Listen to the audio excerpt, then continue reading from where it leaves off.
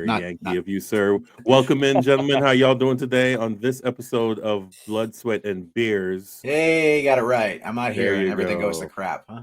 Yeah. And Dennis is back. We found him, guys. We found the Unabomber, and now we found Dennis. Gentlemen, how was your weekend? How did everything go? What's your thoughts? How you I, feeling? I hate soccer.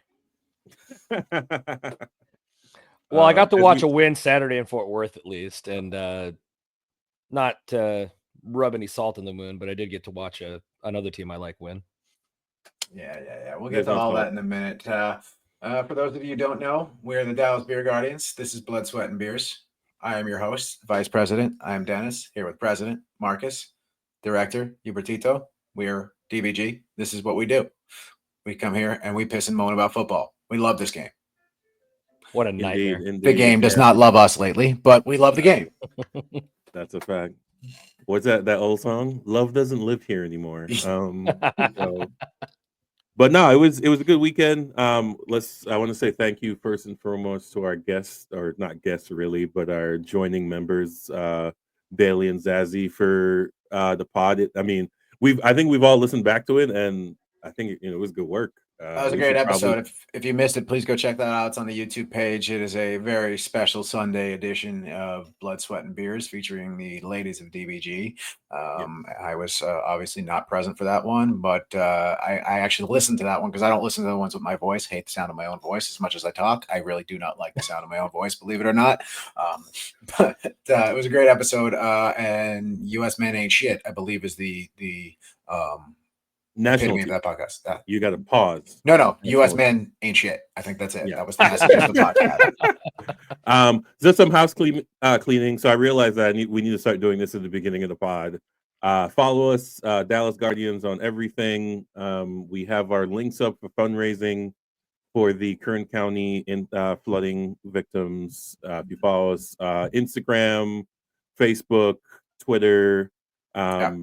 This pod is available on YouTube, Amazon Music, and Spotify. It's Blood, Sweat, and Beers, even though Tears might be more appropriate most times. So we'll be sharing. You can find links to all that on the website too, right? So DallasBeerGuardians.com. And it should be a good pod. So let's go ahead and jump in, gentlemen. I do want to shout out Bailey for the website redesign that is currently, like our stadium, under construction. But it looks great and it's shaping up to be great like everything else we do. So I think we're going to jump into our first topic, the pressing conversation that is FC Dallas 2-1 loss at home to Minnesota on the 4th of July. Scorn on the 4th of July, if you will. Oh, beautiful. Yeah. Fireworks in all the wrong ways, if we're being honest. So. No fireworks. There were very limited fireworks. It was wet fuse. Yes, wet. Let's start out with the tailgate because that was fun, right? Yeah, I had a blast. I mean, it was wet. It was raining for about good 40 minutes. Marcus specifically requested chicken wings for the 4th of July. Matt did some badass deep fried wings, honestly, and Marcus was not there to enjoy them. We had about 14 different kinds of sauces. Shout out Matt and Jenny for making that not only taste excellent but also look beautiful. Yeah, I mean, so I wasn't there. I didn't make it. Obviously, when I looked at the calendar, I didn't realize it was a Friday. So that was my fault. This guy. The wings and the sauce, and this is one of the reasons. I mean, we don't like to fundraise, but a lot of this stuff doesn't happen without you guys. We just redesigned our website where you can find all our gear. Our sponsor obviously provides the beer, but the food and all the other things that are required to make sure everything goes off without a hitch.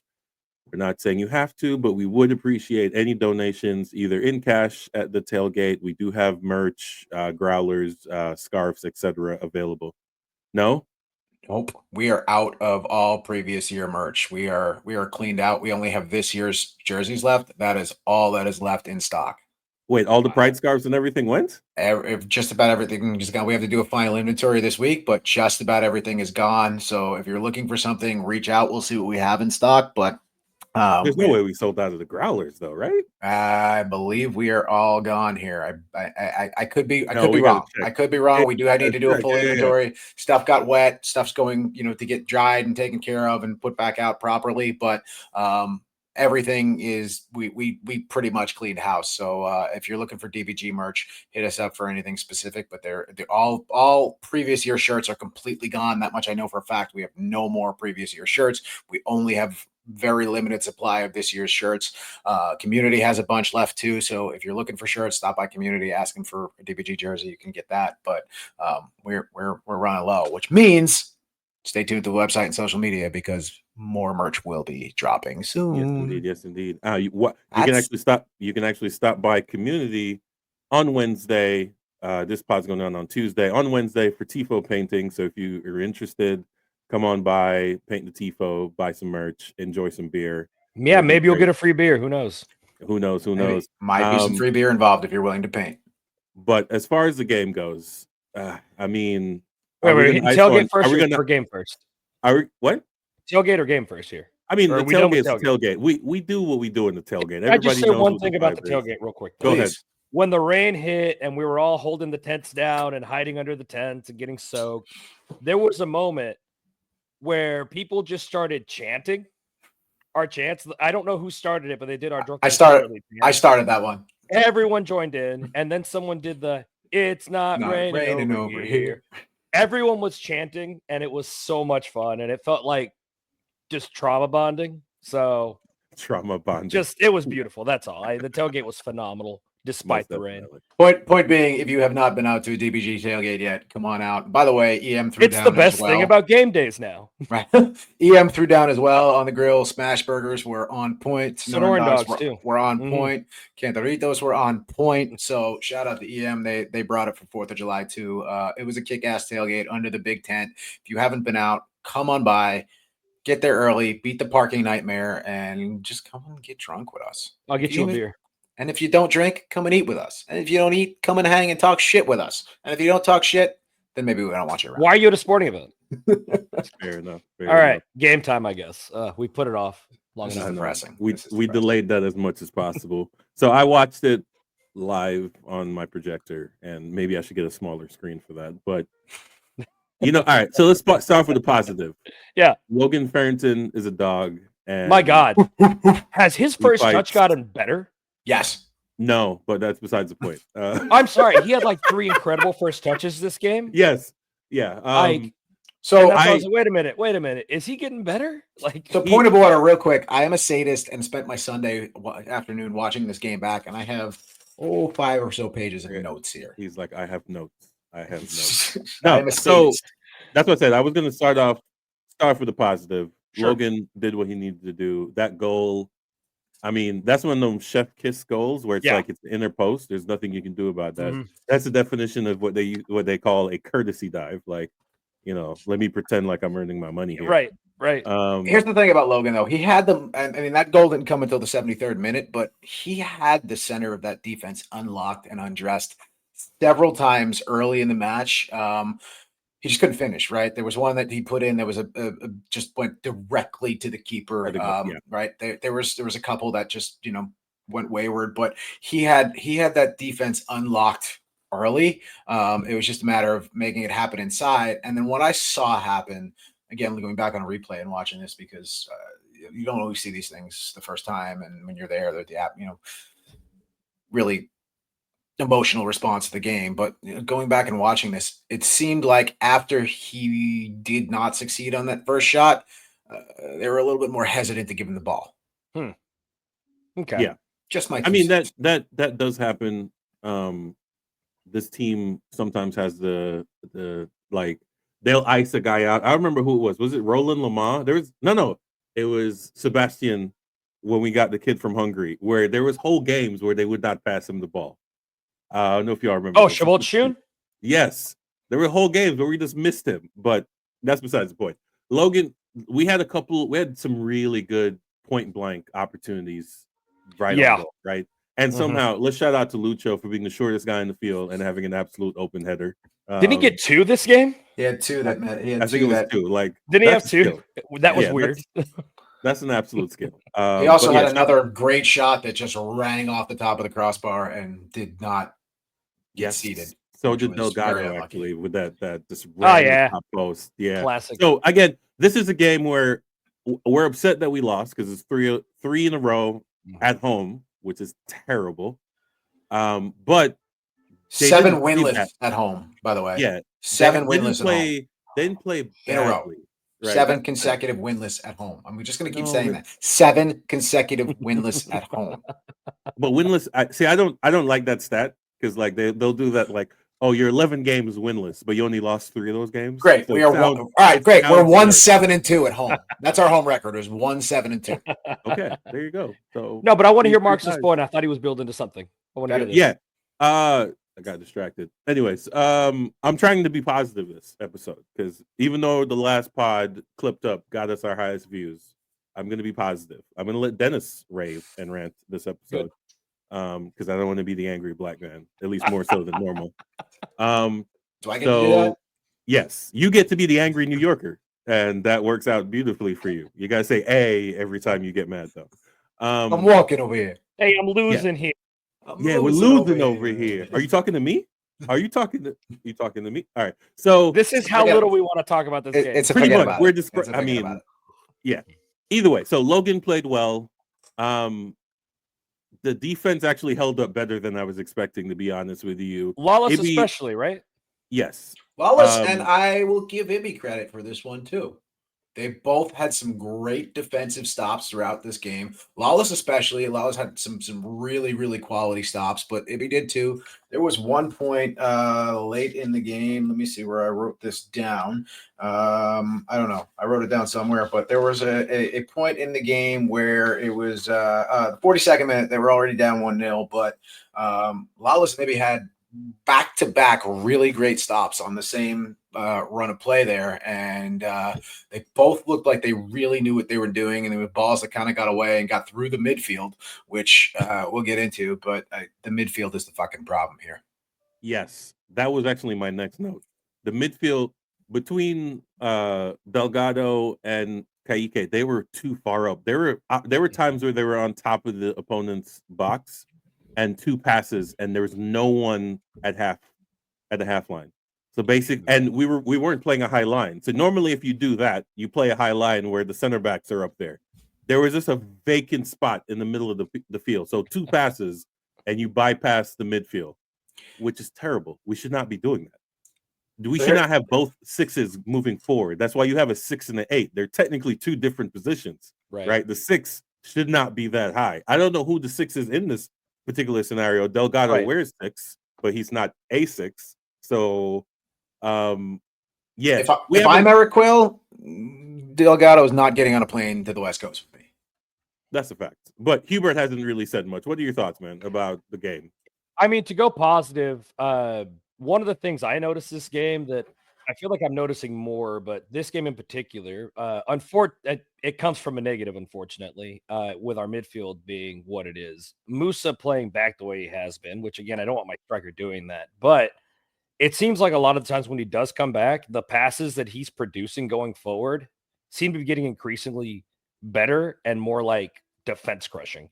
He kept doing these cross-field passes this match that I thought were actually pretty impressive. Unfortunately, it means he's got to do that pass and then sprint up for it. Yeah. I mean, that's what he did for the Logan goal. Exactly. There was a lot of threw the ball in. He got the ball back. He passed it to Logan. Then he ran in the box. So technically, if the goalkeeper had saved that, Musa was going to be the one to tap it in. And you're right. Our number 9 shouldn't be doing that.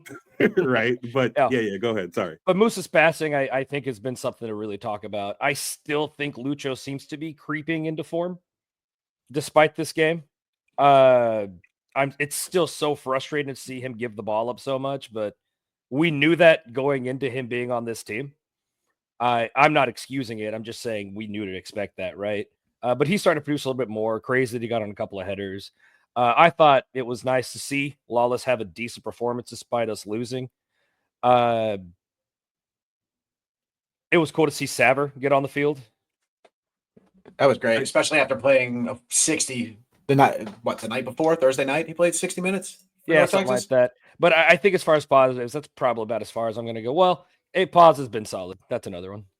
There was a moment early on after they gave up that first goal where they cut to Martin Paz, and the man just looked dead inside. Oh, no. And I felt for him. I felt That's for just him. the Dutch in him. Don't worry. No, he looked Just dead kidding. inside. There was nothing behind the eyes. It was Oh, just no. it was just like I felt bad for him, right? And like he felt he clearly felt what the rest of us felt, right? That set pieces have been a fucking disaster show this season. And on that, and again, I say midfield is a problem, but the midfielders are a problem. I like Kaique as a player. I like his heart. I like his hustle. He is not up to quality yet. He is not. And he shouldn't have to be at that age, He's right? He's 19 years old. He should be the second guy. He should be coming off the bench. He should be the second six with somebody out there like, I don't know, Yaramendi. I don't know. What's he doing these days? Fucking nothing.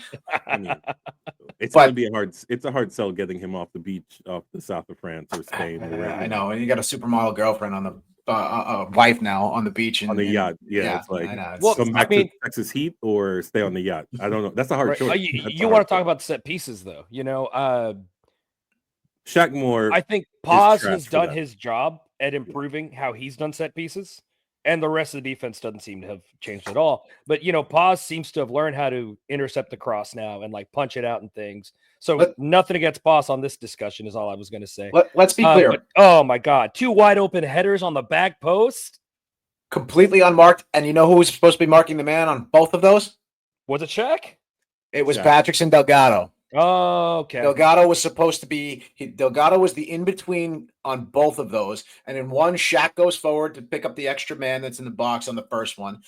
Thumbs down. Yeah, that's appropriate. Sorry, my MacBook camera just does what it wants to do sometimes.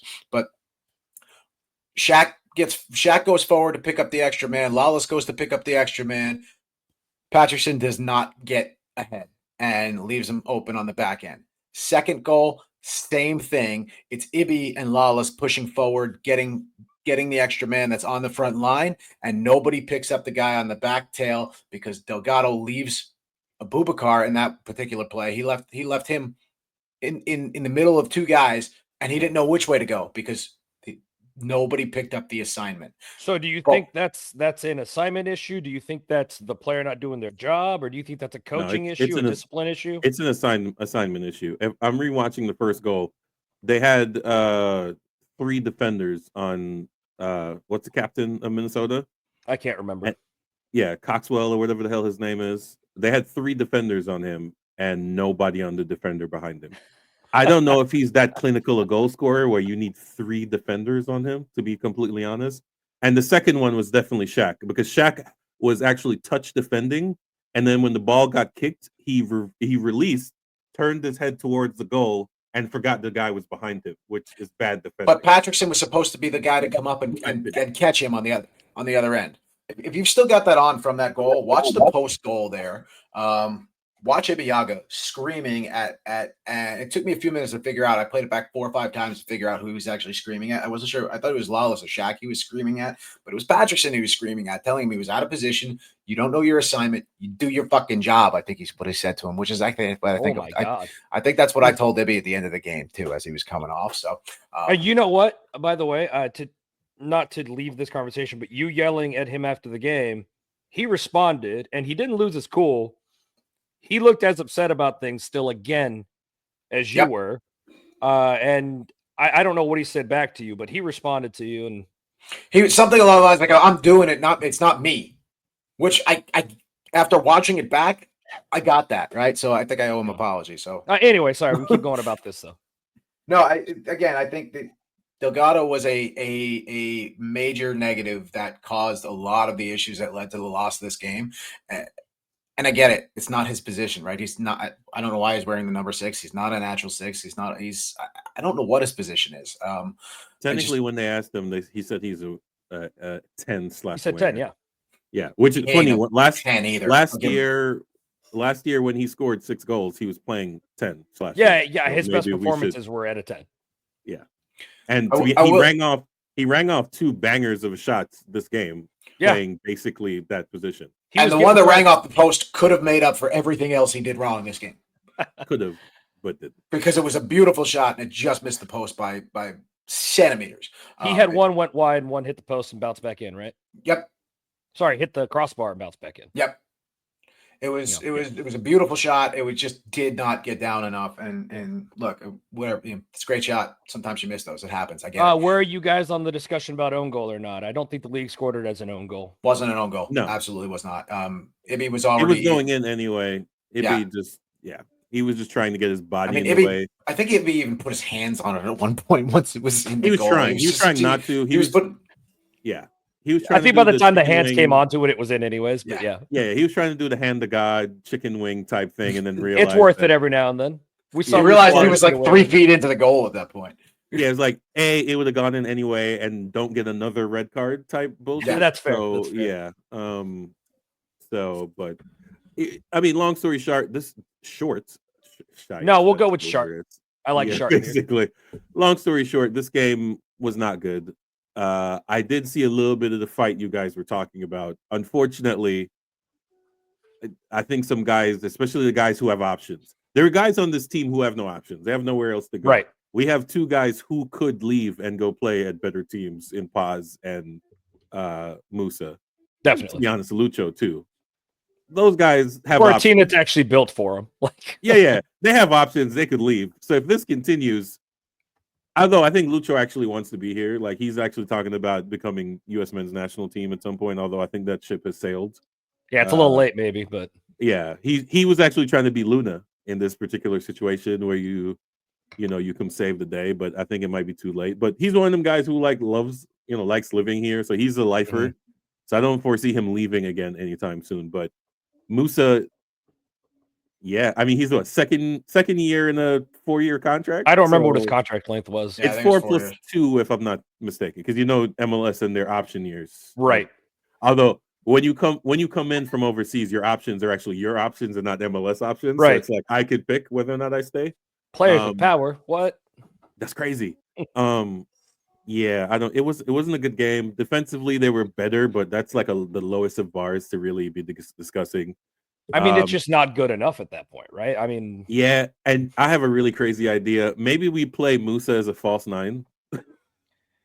I mean, with him coming back the way Zeus kept coming back, might as well. I don't know what to say. It'd be weird having a 6'4" guy as a false 9. You want to do like a false 9 with Musa and like what, Logan up front, or what do you think? Yeah, with Logan up front.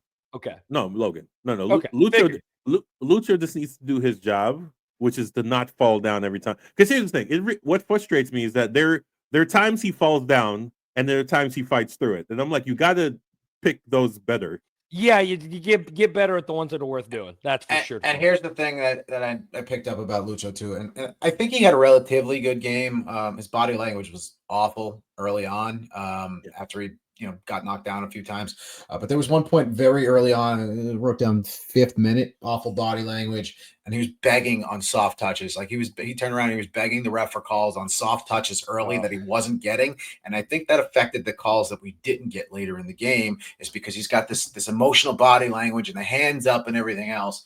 For me, I feel like there might be a little too much on Lucho right now. There might be a little too much on his shoulders. And I get it, right? He's the guy. The offense is supposed to run through him. He's supposed to be the transmission of this offense, making it happen. That doesn't mean he needs to be the leader, and that doesn't mean he needs to be wearing the armband either. It's not a knock on him. I just don't think he is the guy to lead this. I think he could be the transmission and be the on-field orchestrator, but I don't think he is the guy to lead this club. I really think Martin should have the armband again. Yeah, I got 2 things here real quick. How long have you been following FC Dallas? I can't remember, Dennis. 5-6 years. Were you around for the Castillo Diaz era at all? That's way beyond that, right? Yeah. We've dealt with something similar to this before, where our players kept diving and going down for the dumbest stuff and being like, "Come on!" And what we found out later was referees were talking about that, and like we literally got less calls because of how much we dove and complained. And Lucho's known for that. He is just known for that. Yeah, we found out that the referees were actively discussing that about our team. And it actually ended up hurting us in the long run. And the other thing I was going to bring up is the captaincy, right? The argument for Lucho as the captain is really not about leadership. It's in Major League Soccer, the captain's the only one who's supposed to talk to the referee now. But he's not doing that. The argument is that as the guy who will theoretically get beat up the most, he should have that option. No, it's the same. I'm just giving you the argument. No, I know, but it's the same thing. Whenever you bring a big name player in, right? They brought Zoltan in, and they were like, "You're the captain," and he's like, "No, I'm not." Like it's really up to the player to be like, "No, that's not really my job. That's Sure. right. That's not my thing." Like they brought Messi into a brand new team, and he's the captain. That makes sense because who the fuck else is going to talk to Messi in any particular way, right? It's um but yeah, it's one of them things where like we don't have anyone else on this team who can be the captain. Like the goalkeeper as the captain only makes sense if you're like the tenured guy on the team, right? So Yeah. like, And unfortunately, they're never going to get out to the ref. Which I mean, sucks. who else Yeah. is more tenured than Paz? Siki? Yeah. Maybe Leggett. Maybe Yes. Leggett's the guy. I don't know. I mean, maybe Leggett's actually the that's what I was oldest gonna one. say. I was gonna say legit, but I mean he had his off-field stuff and injuries, and yeah, our guys would have been it's what, really Legit, Ibby. Paxton is technically the longest tenured, but he's not on the field, so that doesn't really work. So I personally would be Legit or Musa, but I don't think that's not really Musa's I don't think it's headspace. Musa's. Right, Musa's just like I'm here to do a job type thing, and I love that about him. Musa wants to score goals, eat barbecue, and play with his kid. That's it. Well, how All the about man wants to do. Ibby, right? Ibby does at least try No, to command the fuck back that. line. Sure. My argument is that, like I said, there are other options. My personal, outside of the talking to the ref rule, which isn't really all that enforced across MLS right now. I know it's a newer rule, but we make up the rules and we choose what we're going to enforce as we go along. But I think Paz is the real leader of this team, in my opinion, and should be. Fair enough. As far as the captain talking thing, it only is enforced when there's crowding. Yeah. So when the goalkeeper steps back and does the X thing, only the captain can talk to him. It's not an overall rule that only the captain can speak to him. It's instead of like when we got the double red cards, they started crowding him, and then the ref was like, no, only he can talk to me, right? Yeah. So Yeah, that's the only time they really enforced it. It's not a general understanding of the rule, but yeah. I mean, to be honest, I'm kind of over this game. If you want to finish the rest of your your clip notes here, we can run through them right quick. But to be honest, Hubert, do you have any other? Go ahead. I have one more thing before I. Let Marcus finish his thought. Then we'll go to Hubert, and then I'll rant for a few minutes. When we're talking about leadership, I don't know how much of that I actually see on the field, and I don't know how much, in general, I'm seeing a leader on this team.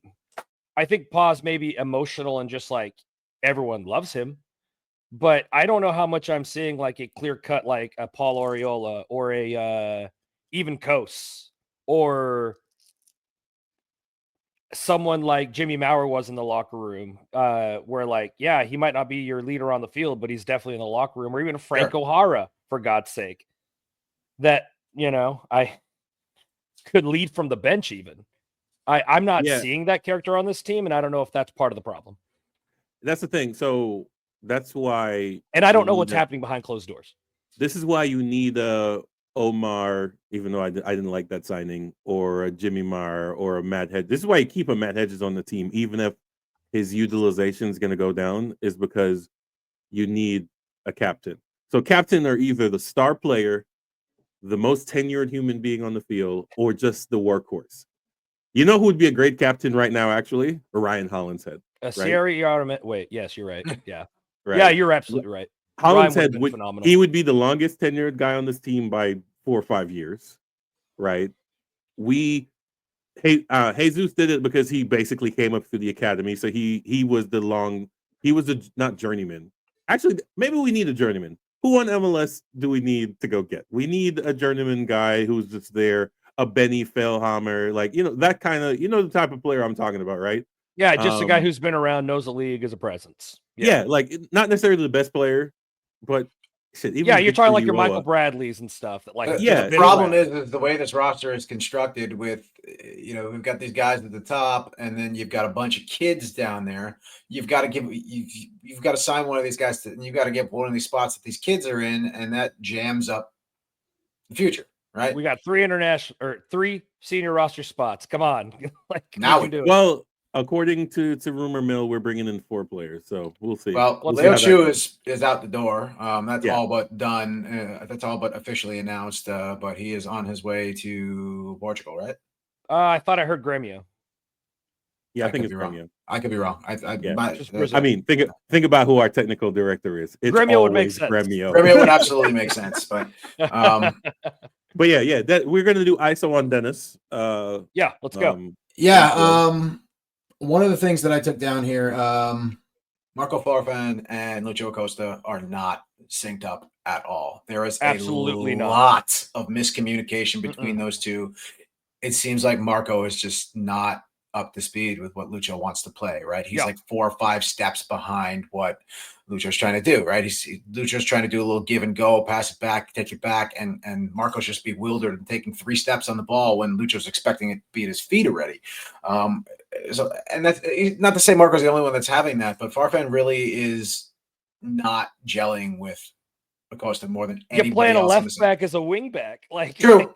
And yeah, of course he's not up to snuff. Get a player in there that's for that role. Right. And I think, I think you've also, you're running into the same issue of Farfan's not also, again, same skill set, but he's not great at distributing the ball either. So now, Shaq is already getting forward on the right side. So that leaves your center backs and your goalkeeper, who doesn't have the best footwork in the world, to distribute the ball forward when you're trying to play this counter-attacking, ticky-tacky, run quick, get it off, tic-tac-toe style game. That's what we've liked.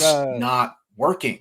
That's why we've liked Norris back. Right. Because Norris even can if distribute. he's not at the same level of just straight up left back, just straight defense as Marco, his ball distribution is phenomenal and he knows how to get up.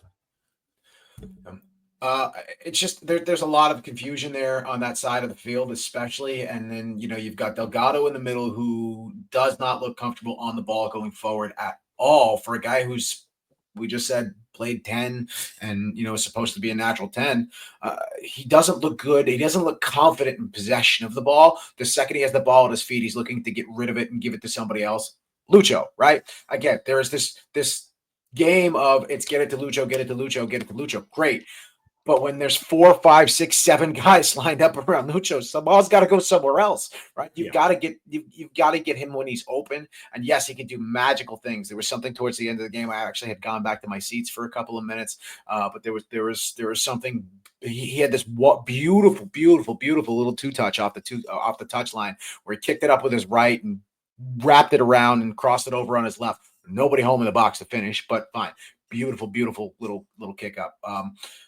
But there is just a lack of communication, which is completely unacceptable this late into the season, that these guys do not know how to play around Lucho. And I don't know what it is. I don't know if this is a coaching thing. I don't know if this is a lack of ability from these guys. But what you're seeing is that there is the start of the game is run through Lucho. Lucho's trying to distribute. And, Logan gets a great shot on goal. He's unable to finish. Shaq gets a header a little later on that he could just kind of it's a half-assed attempt on the header and it just goes slightly wide or it goes right to the goalkeeper, and these sort of lackadaisical half shots that are coming off. And then as the game goes on, Lucho's exasperated. His body language sucks. He's got his hands in the air. He's looking for calls. He's tired. And by the 50th, 55th minute, he's gassed, but they're keeping him out there for 90 plus. They're running him down. And what's happening is he's taking it all upon himself. And I think, again, this goes back to what I was just saying. He's wearing the armband. I think there is this pressure on Lucho that if I can't distribute to somebody who can make it happen, I need to be the guy to make it happen. And there's too much pressure on him right now. He needs outlets, and he needs to continue to find his outlets even late in the game, even when it's not working. We've either got to change tactics, which comes from the coaching staff, right? And that's not happening. So we're not seeing tactical changes when Minnesota comes out pressing in the second minute and we don't adapt to that for 45 fucking minutes. They're just continuing. Minnesota had 52% possession this game, by the way. 52% possession. That is the most possession they have had in a single game all season. They are not a touch the ball game team. They were. Wait. Where are you getting that stat? Because on Google it says they had 47. Is that I think that's reversed. I think they had 53. We had 47. Oh, okay. So I think Google has this listed wrong. But yeah, go ahead. Pick up. It just absolute madness. Okay, to see Minnesota play the game that we want to play. Minnesota came out there and played the game Quill wanted to play and did it better and beat us at every turn. The pressure was on early. We spent the entire first half playing defense. We spent the entire first half on our back heel. These guys were gassed by halftime. Gassed. Because they were just playing back and they could not get out. They could not possess the ball. They could not take ownership of this game. And I think this is a coaching problem. And I understand that there are roster construction problems. I understand that I understand that Lucho Acosta is a square peg in a round hole. But we've got to change. We've tried 5, 6, 7 formations early in the season. None of that worked. We went back to this diamond midfield, which is actually a 4-3-3. I don't know what's going on. I don't know what this is. It's a 4-3-3 with Lucho playing left wing, but also playing in the middle. It doesn't make sense. It doesn't work tactically. Something needs to change here. Okay. And if you as a coach, Eric Quill, cannot pick up on that and cannot adjust to that in the middle of a game when you're getting pressed and when you're on your back foot the entire first half, you can't make those adjustments at halftime, then maybe Major League Soccer is not for you. I mean, quick side note. Mic drop? Yeah, go ahead. Assuming this glorious rant is Floor is yours, Captain. Okay. The floor is yours. I do think you might have your stats flipped. I'm seeing the same number elsewhere, but Minnesota still had at least 47% possession. Yeah. At home, we should be. Long story. The difference is irrelevant. We should have higher than that at home. Yes, for sure. So I'll piggyback on Dennis here. It is, we had injuries, right? Ramirez just coming back. Leggett was out. Oz is out. We had red card missing. Julio's still out. You know, so we are missing people. There's that. There's also, Julio. Julio is actually what we need. We need a vertical threat, which we don't have. I love Farrington, but he's not fast, right? He's gotten better at not falling in the offside trap, which he did a lot in the beginning of the season. So I wouldn't necessarily say his feet got better. His control got better. I think his timing got better because there were early in the season where he would run off. And I'm like, if you're the furthest guy and you're looking down the line, you should never be offside. I only accept offside if you're in the middle and you don't know about the guy behind you, right? You're only watching the guy in front of you, so you don't know if the guy behind you is up or down. Right. So that has gotten better. But yeah, we need a vertical threat. And if Julio can't be it, we don't have another, this is one of the instances where I'm like, this is why you hire a young guy, right? You need to go run. This is where Bernie should be. Bernie should be there too, but he's not. Yeah, he's got one foot, right, and literally right now because his foot's in a cast and he's in a boot. He's in a walking boot. But even when he's healthy, he's a one-footed player. He has no weak foot, and it's very easy to take advantage of that in this league. Yes, it's like in basketball. If I know you can only go left, I can basically guard you, shut down. So it's one of them things where like I'll let Hubert, put his point in, but I actually want to know if the midfield, to me, because the back four is not going to change. We don't have enough spare parts to fix. No, absolutely not. 4 to 3 in the middle, you would rather see instead of what we've been pushing out, to be honest. But yeah, Hubert, go ahead. Yeah, I don't even know what my point was at the time, but it wasn't important, really. It was just more discussion. But I think what you're talking about is, I mean, who are our best two in the middle initially? I would say Osaze if he's healthy, and I can't tell you if I would take Lawless over Ibby at this point, which, it's its own discussion. But I'm not quite ready to give Quill the boot. Neither am I, to be fair. Just to make a point. Just so we're clear. I'm at the point of give me this transfer window and I'll give you a better opinion. Here's the thing. But at the same time, a midseason signing in this league doesn't do shit usually, especially here. They never do. But I want to see if there's actually direction with what's happening, and then I'll decide. And maybe it's also because the Hunt's firing someone year one just isn't historically a thing. So maybe my brain has already been like, well, that's what's going to happen anyways. So I don't know. I will say, I don't think Quill needs to go. First of all, I like the dude. It's a great dude, right? My opinion on this game and the past few weeks aside, I think he's a great dude. And I think he is a good coach. He's been dealt an absolute shit hand from this front office, right? They've built him a roster. Then they go, oh, by the way, here's Lucho Acosta. Figure out how he fits in here when you've got this completely different game plan. But I do think that there has been a lack of ability to adapt to pressure and adapt to changes that he needs to get better at. Well, it's one of them things where I kind of disagree. Like he was a flyer of a hire, right? We were familiar with him. He brought us Bernie. Very Hunt Barry Hunt. Exactly, signing. right? Yeah. It was a lack of ambition signing, and you were proven correct. Are you going to double down on this lack of ambition, or are you going to be like, we should do something else? I mean, It's the I think they Hunts, will. so we know. Yeah, it's like we Yeah, know what the Hunts are going to do. which I think it's the same point I was making about like, yeah, I just don't know that they're going to do anything different anyways. Yeah, I mean, part of it is roster construction, but as a coach coming in, right? They signed him early. You should have had a bigger hand in who we signed, right? You didn't. You said fine. You kept going along with like Poppy eventually got tired of this nonsense and left, right? It's like, you're not giving me the players I need. I'm going to leave. And Poppy was a much better coach because he got higher performances out of, right? Let's put it this way. Poppy got Ryan Hollinshead to be an all-star. I don't know how many coaches in this league would have managed that particular skill set, right? Because he's not particularly great at any one position, but he does a great job wherever you put him. Right. I'm pretty sure hasn't he played everything, including goalkeeper for us? He's played everything but striker.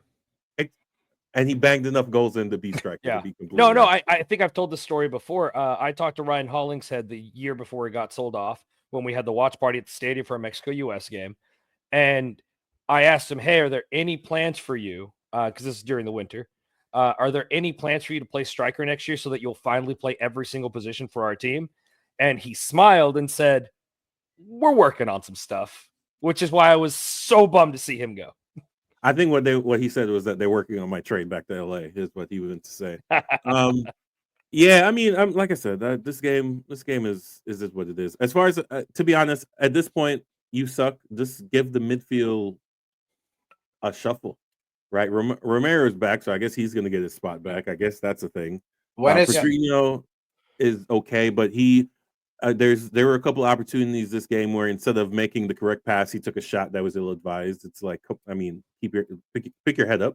Yeah, but again, late, these guys are just trying to play hero ball late because they're just they're late in the game, they're down, and they're all trying to be the hero. I mean, it's why we're chanting second half team. Yeah, but hero, you can be the hero with a really good assist. Sure, absolutely. Right. Look at Musa. That's what I'm saying. Whenever he gets frustrated, as a matter of fact, he should be the one doing hero ball. Every time I touch the ball, I'm going to try to score. Instead, what he does is he goes back and says, this is what the team needs. It needs a quick pass here. It needs a run there. Yeah. So I'm going to go do it. The problem is he's the person we need to do that to it for the final product and not the beginning of the product. Right. And that's can I bring up some game stats real quick before we leave this game? Because when you look at just the stats of this game, it looks better than we feel about it. Possession, and this is FOTMOB, by the way, not the official MLS, so it could be slightly off. But FC Dallas, 53% possession, Minnesota 47. I won't go into XG. Total shots, Dallas 15, Minnesota 16. Shots on target, Dallas 6, Minnesota 6. Big chances, Dallas 4, Minnesota 6. Big chances missed, Dallas 4, Minnesota 4. Accurate passing was 87% Dallas, 85 Minnesota. Ignoring fouls, corners, Dallas had 4, Minnesota had 8. So, I'm going to go down to duels as well. Dallas, 52 duels won, Minnesota 49. Ground duels won, 45% for Dallas, 55 for Minnesota. Aerial duels, 67% Dallas, 33% Minnesota.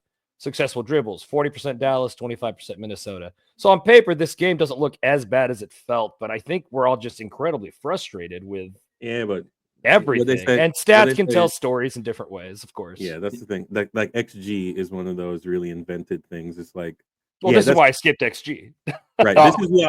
This is why MLS has an issue. Because I don't know what the program is. There's a scouting program where you can just go on, tell it what player you're looking for, and they'll just print out a stat sheet of like, oh, this guy does all these things. But if you don't bother to watch said guy, you might think that let's put it this way. Like when we got a Coleman or that era of really bad signings, I'm sure on paper they like 10 strikers that didn't work out. Yeah, and on paper they look fantastic, but no one bothered to go watch the kid play because if you just spent 5 minutes, you'd be like, no, that's Giroud. Look, Giroud is getting sent back to France, and in his interview, instead of shitting on MLS, which he probably could have, he said, you know what? The league just wasn't built for me. Okay. So there are players where they might be great players wherever they're at, But if they're playing style, like Holland would absolutely kill MLS. His physical run over people play. If he came here, he'd make Zlatan look like average. Like he would be bagging in goals like nobody's business. Certain player styles work and others don't, and we need to figure out that really quickly. Yeah, well, and I guess really all I'm getting at with these stats is shots and chances are happening, and they happen this game. It's just like almost there needs to be some switch somewhere that is not happening. And I agree that a big problem with that is adapting to the game. I mean, look at Trinity. They just fired a coach for possibly that reason, not adapting and not subbing well. So that does matter.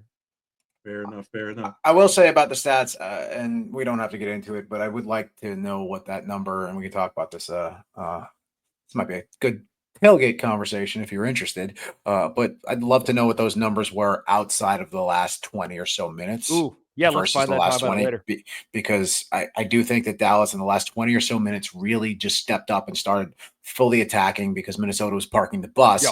and that flipped a lot of the stats on their head and made this game look a little better than it actually was. Sure. Any final notes on this game before we put this thing to bed and talk about and we'll move on to some other subjects. Nah, but put this some is dirt on it. this is what I believe only the third 4th of July loss in club history. I think. Yeah, we was do what I well on heard. 4th of July. Yeah, well, not now, not this year. Oh, there you go. Is it beer break time? Is it? It might be beer break. Red Stripe. A little red stripe. For you. That's not a community beer. Jamaica always and twice on Sundays, to be honest. So, let's give a shout man. out to our friends over at Community. We will be there. If this is dropping on Tuesday, we will be there tomorrow, being Wednesday, the 9th at 6 p.m. All FC Dallas fans, all Dallas Metroplex area soccer fans, if you're listening to this, come hang out. We're going to be painting our tifo. If you want to just see how it's done, if you want to just come and hang, it's pretty cool. We had a bunch of people come out for tracing who had never been involved before, and they just got to learn about how we do things. And some of the Atletico supporters were out there as well. Just folks just learning to see how we do Trinity them. gear though too, which is great. Yeah, that just a lot of folks coming to see who we are, what we do, and how we do it. And if you are willing to paint, might have some free beer for you as well if you get there early enough. Free beer, limited supply, but we will be providing some free beer thanks to our friends over at Football Club Dallas. Yeah. For sure. So let's get some quick notes before we get to. Wait, what were you going to say? I just want to make sure we save the time. I don't think we set the time. 6 p.m. 6 p.m. on Wednesday. Please come. I was going to go through these events really quickly, and then we'll go to Hubert for his what are we calling that segment? The side quests. There we go. DBG side quest. DBG side quest. So upcoming events, we have, like I said, Tifo painting on Wednesday, July 9th. Goodness gracious. At 6 p.m., Community Beer Company of Commonwealth downtown. Just Google it. You can find it. Everyone's welcome. Then our next watch party is Saturday, and we have a new location, Scarlet Pumpernickel. What is this? Yep, Scarlet Pumpernickel, downtown Dallas. Being that it is a 9:30 p.m. kickoff, since we're going to be playing on the West Coast at LAFC, Community is unable to accommodate us that late. That puts us past their bedtime. Understandable. We love them. We appreciate them. But we're going to be hanging out with our buddies over at EM at their watch party location, which is downtown Dallas over at the Scarlet Pumpernickel. And we will also be up at our normal spot, Derbyshire, up in Frisco, if you're interested in coming up there. But if you want to check out something new, come check out EM spot. They have the, I believe, entire upstairs section of the bar, pool tables, television, sounds, dedicated bartender. Here the food's great as well. So come out and join us, check us out. And we'll likely be headed back there again on Wednesday. We'll talk about this a little bit more on our pod next week, but we'll be there next Wednesday as well for another late game in San Jose. Yeah, and then we have the for sure. Well, I mean, quick note: the final actually happened in between the last pod and this pod, so we're just going to note that I don't want to talk about it. Won the their ninth Gold Cup. I see a lot of fans a little dubious about what a handball is, but yes, if a guy's falling down and he touches the ball, normally they don't call that as a handball, but we don't have to really get into that. We already discussed the Club World Cup. Wait. I'm sorry. Is this not the 11th Gold Cup? No, it said the 10th on the newscast. You just They said had 10. They just won 11th. I could have sworn, or it's Continental Championship, but Maybe it's Continental. Yeah, I don't want to talk about it. Yeah, there we go. Anyways, you know what? We'll just stick to what Zazie said. I never have faith in U.S. men. Pause. National team. Okay, so we can get into where it's been, hold on. We're gonna get annoying, stupid comments if we don't caveat by saying this was a U.S. C team against a Mexico C plus B team. To be So honest, that is worth mentioning. I just wanted to get that out of the way. Although Mexico started a 16-year-old, so I don't want to hear it. Yeah, fair enough. Youngest kid to hold the international, men's international trophy, not under. Yeah, that's crazy. Yeah, younger than them all. For sure. So, in this episode of DBG Size Quest, I think last week was McKinney, or last pod was McKinney, and this week we had to Fort Worth for what maybe hopefully be the little brother of a USL championship team in the future. Actually, my Spanish is terrible this episode. Hubert, take it away. The Fort Worth, and I think everyone just calls them vaqueros anyways. They don't say it with the Spanish accent. Nah, I need the I've heard everyone say vaqueros, even though it's vaqueros, but whatever. That's not the point. Yeah, no, I decided on a whim to go. Scott invited me out, said, "Hey, I heard you wanted to go to more games. You want to go to Fort Worth with me?" And 3 Beer Guardians ended up coming out to that. That was a lot of fun. Got there a little early and just, took in the game day atmosphere. That cool little food truck outside, which was... Where are they playing at these days? I want to say it's W.O. Barnes Stadium at Castleberry. Okay. Yes. Gotcha. Yeah. I said that so assuredly for having the right answer. Anyway, but yeah, it was cool. I couldn't tell you how many people were there, but everybody was cheering at the right times and having fun. The fun thing about this level of soccer is people seem to be pretty engaged and they cheer at the right stuff. And the other nice thing about soccer at this level, at this size of stadium at least, is that the coach can hear us yelling at him. Oh, for sure. It's bringing back the highlights of the COVID days for FC. Yeah, it made me miss the COVID days a little bit. Yeah. When I could yell and a coach would look at me and go, "What?" Yeah, I will. I want to caveat for the audience: we are not sponsored by Michael Hitchcock. It's just that he owns so many of the teams around here. The next one will probably be. We will take a sponsorship if you're interested. For sure. We'll take an interview as well too. Hell yeah. Love to get H on here. I guess the next trip has. I might drive up to McKinney just to record that interview if he's interested. Oh, for sure. I mean, it doesn't have to be long, 10, 15 minutes just to knock that out. That'd be really cool. But at this level, I've been to Diablos games when they were playing at UNT. Those first couple of years was really nice. That stadium held 1,500 people, and they got close to that on multiple occasions. I know the Varicose used to play at Farrington, which is the stadium they're now thinking about renovating. That was too big for them. I think that currently it fits 17,000. So funny enough, whatever the club ownership, they could go right to D1 in just that stadium and not change a single thing except for locker rooms. By the way, a lot of talk at this game from supporters that I talked to about Farrington Field and all that. Yeah, it's a really nice about stadium. Having the energy there. Yeah, it's also historic, but in an actual good way because it's a WPA complex because it's over there where these stockyards are and Dickies Arena. It's a really nice location. If they get it together, that can be a really good spot for some, football, soccer. But yeah, no, I think so. We all need to go to the one, right? So Dennis went to Sherman, even though that's League One, so that's technically professional level. Even though, quote unquote, he said he had 6-year-olds being the ball boys, so that's I guess that's what. It's a great time, man. If you get a chance to get up there, it's a great time, great atmosphere, great stadium, great club, and they're hot right now. That's what I'm saying. We had the lowest of hopes. We were like, they're bottom feeders. This is terrible, and now I think they're middle of the pack. They're like 8th or 9th. Yep, and they've been on a tear lately. Yeah, and Pepe's little brother is back from injury. Yep. I think they tied this game though, right? 1-1. El Trencito. Yeah. Well, before you bail on the Vaqueros. No, this is side quest, local soccer. But yeah, no, go ahead. The Vaqueros, go ahead. They were playing last place team Houston, who's not very good. And they've already kind of sealed their playoff spot. But I didn't want to leave talking about the Vaqueros before I mentioned that they have a playoff match against West Texas FC coming up on the 9th. which is Wednesday at 7:30 p.m. So let's see if we can get that game on the community. It is an away game. Let's get it on the TV we'll community. See where we can get it on there. But yeah, I support your local team, support local soccer. Go drink at a local brewery. Like I went to Hot Fusion before this game and tried every single beer. It was a good time.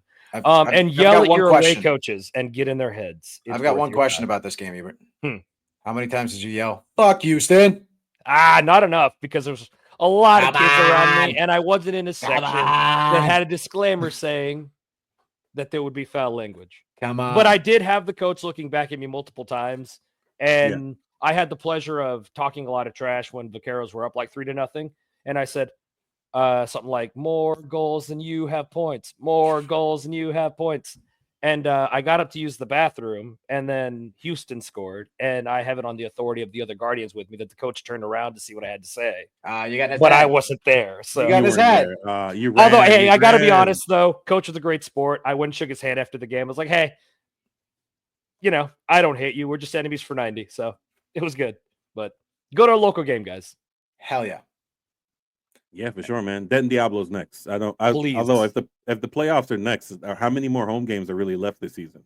Yeah, sure. We got to look into that one. And by the way, when it comes to the Denton Diablos, we have Guardians that support the Diablos, so there's no. We're regularly. We already, and because that's kind of weird. Hitchcock semi owns both those teams, and they both play in USL 2. So McKinney and Denton have to play each other. You can't. Doesn't he also own the Lubbock Matadors that play in the same exact division as the Vaqueros? Yes. So he's what we would call a serial entrepreneur. Yes. That's a word for owning multiple soccer teams. He did technically, so he did do an interview with a podcast called Morning Kick Around, which I need to tell Peter from our Kick Around that he needs to trademark that as soon as possible if other people are using it. Absolutely. Yeah, he actually doesn't own like a large portion of it. His company does marketing and like management. So they manage the team, not necessarily own all of them. Right. He owns some of them outright, but most of them they manage. And between the Blues and McKinney, like some of these teams are pulling in really nice numbers.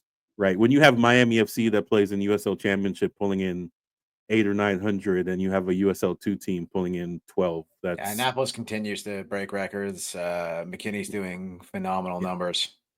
Yeah, and I would want to shout out USL. I realize now that they're doing a underrated job of making sure owners also have a women's team.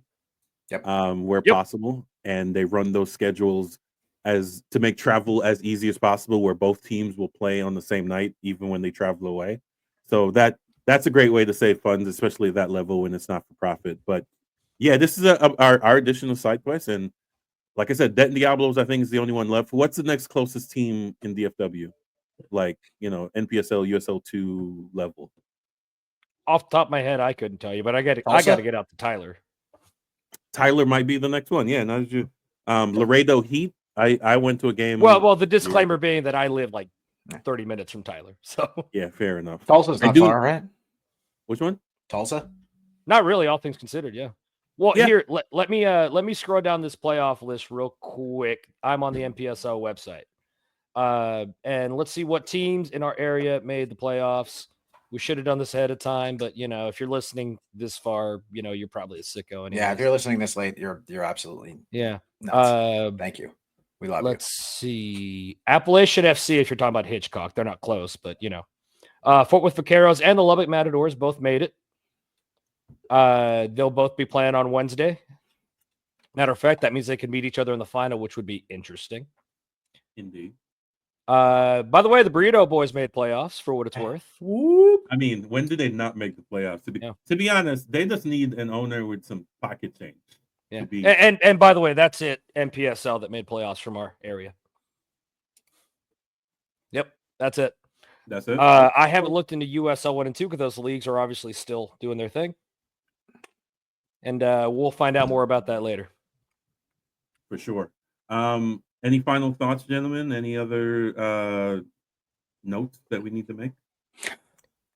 At Dallas Guardians, Twitter, X, whatever you call it these days, Meta, Facebook, Instagram, Threads, YouTube, Spotify, Amazon Music, and DallasSpiritGuardians.com. Yes, Find us. indeed. Join, Like, share, sign up. subscribe. Sign up, like, share, subscribe, become a member. Come hang with us. Beers.